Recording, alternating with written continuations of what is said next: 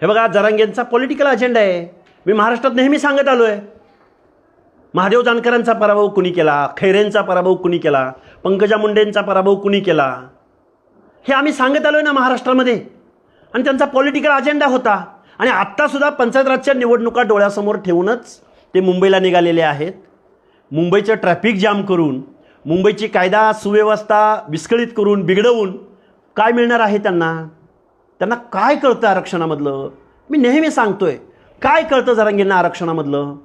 शासन काय निर्णय देतं, कुठला GR तुमच्या हातात देतं, त्या GRचं पुढं काय झालं ह्याचं काय सांगता येईल का जरांगे पाटलांना? मला वाटतंय 4 चांगल्या माणसांनी पुढं आलं पाहिजे. कधीच ओबीसी आणि मराठा असा वाद महाराष्ट्राच्या भूमीमध्ये नव्हता.